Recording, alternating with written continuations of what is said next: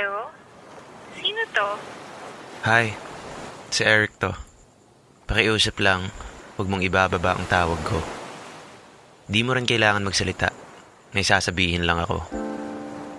Ilang buwan na ang nagdaan nung pinagpalit mo ako sa iba. At alam natin parehas na di ko deserve yung ginawa mo, di ba? Sa paglipas ng panahon, akala ko okay na talaga ako. Hindi na ako nasasaktan sa tuwing may bumabanggit ng pangalan mo. Bagkus, matagal ko na ring binura ang ating mga litrato. At ngayon sa buhay ko, meron na rin akong minamahal na bago. Masaya akong mag-isa, pero mas masaya kapag nandyan siya. Pero di ko alam kung bakit ba pakiramdam ko di ko kayang suklian ang pagmamahal niya. Siguro dahil sa mabigat na bagahe na iniwan mo na akin pa ring daladala. Dahil sa trauma na malala, kaya hindi ko pa rin magawang magtiwala. Kaya, ang tanging dahilan ng tawag na to ay para sabihin sa'yo, pinapatawad na kita. Pinapatawad na kita sa lahat ng masasakit mong nagawa.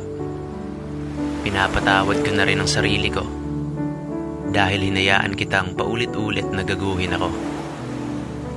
At sana mapatawad mo na rin ako sa mga maling nagawa ko. At ngayon, pinipili kong bitawan at ibaba ang mabibigat na bagahe upang sa biyahe ng buhay ko ako ay tuluyan ng makaabante.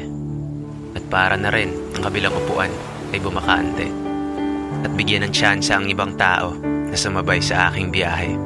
Kasi masaya ako na masaya ka na. Kaya pinipili ko na rin maging masaya at tuluyang makalaya. Salamat sa pagsagot ng aking tawag at hindi pagbaba. Yun lang. Come up to meet you, tell you I'm sorry. You don't know how lovely you are. I had to find you, tell you I need you, tell you I set you apart.